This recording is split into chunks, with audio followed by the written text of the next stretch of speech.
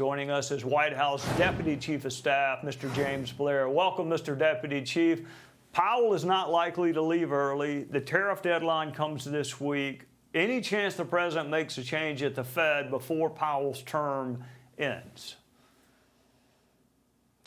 Well, I don't know, Trey. So far, the president has made it clear that he's not really thinking about firing the Fed chair, which there's differing views on about the legality of that. But, you know, so far he's been asked that question a number of times, and he said that's not something he's really thinking about right now. But he is concerned about the management of the Fed at the operating level. You know, the Treasury Secretary Scott Bessent earlier this week said there should be a full review of all non-monetary policy items that are going on at the Fed, all of the governance of everything from the operating budgets, which is running a $100 million deficit a year, the first time in history, to the construction project, obviously, that we've been talking about. But most importantly, what the president wants is he wants to see rates come down. A number of the Fed governors agree that rates should come down. So far, Jerome Powell has been too late. There's a reason he's got that nickname. He hasn't significantly lowered the rates. And I think it's important to point out, Trey, this time last year, when the economy was in a worse position, everybody was calling for rate cuts, including every Democrat. Now the Democrats are silent now that President Trump is in office, but the economy is better now than it was a year ago. So it doesn't really make any sense, but the president is optimistic with a committee meeting coming up this week that we will start to see the rate cuts that he strongly believes, the president strongly believes the economy should have. All right, so balance this for me. There is good that comes from reduced borrowing costs with the potential for inflation or the impact that it has on those who rely on safe investments in retirement. So that's kind of the tension. The president has been pushing for cuts. Is there an argument on Powell's side? Is there an argument that it could be inflationary or might lower investment returns for people who invest in Treasury notes and things like that?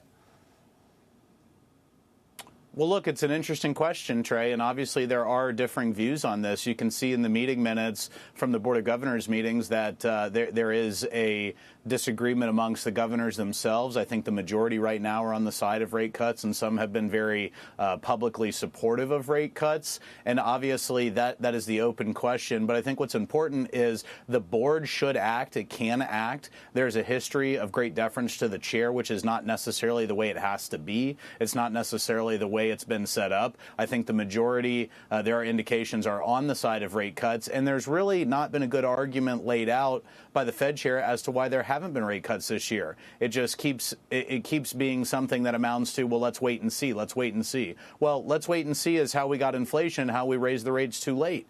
So again, this is sort of the second time he's done this. He's not really going by the data in our view. And there's a number of Fed governors that agree with that.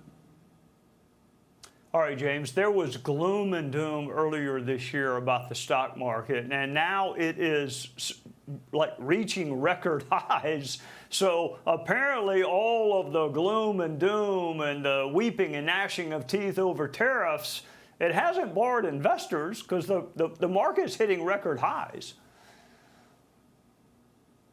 No, that's 100% right, Trey. I mean, I think the market hit a record high 2 different times in the past week, at least, and I think it closed at a record high on Friday, if I'm not mistaken, or very close to it. And what does that tell you? I mean, that means investors are not holding back. They feel good about where things are. I think the tariffs, everybody knows what the tariff regime is at some level. Obviously, there have been deals struck as recently as today. There was a deal with the European Union, but the president has been very forthright about the tariff regime. The market can price that in. And all of the prognostications that have been very negative about the Trump economy, right? It was predicted that tariffs would drive the market down. It was predicted they would drive inflation. It was predicted they would kill jobs. The opposite of all of that has happened. Inflation has come in lower than expected every single month of the Trump presidency. Jobs have come in higher than expected every single month of the Trump presidency. The stock market continues to go up. It's significantly up year over year, about on par with what the average annualized return of the S&P 500 would be. So So again, there's really not an indication that the economy is softening in our view. So this is a public policy question that the president has raised, and he's having that conversation publicly. And importantly, I think that people deserve to see what's going on in the Fed. You know, I think there was a lawsuit filed saying that the Fed, the meeting should be open to the public. And the Fed responded and say, no, we can't have the meeting open to the public. Well, why is that? If there are competing views, why can't we have that debate publicly? All right, James, before I let you go, I'm going to make it easy on you. I'm going to withdraw from consideration because I'm not going to be up for anything that requires me to show my college or law school transcripts. But any candidates out there we should be looking at or for as the next Fed chair? Well, I won't get ahead of the president on who he's favoring, but he did say the other day during his site visit that he's thinking about 2 or 3 people. Obviously, he's keeping a close eye on those candidates that he has in mind, and we will see how things progress in the coming weeks and months. Deputy Chief of Staff in the great state of Florida, James Blair, thank you for joining us on a Sunday night. Thanks, Trey. Hey, Sean Hannity here. Hey, click here to subscribe to Fox News YouTube page and catch our hottest interviews and most compelling analysis. You will not get it anywhere else.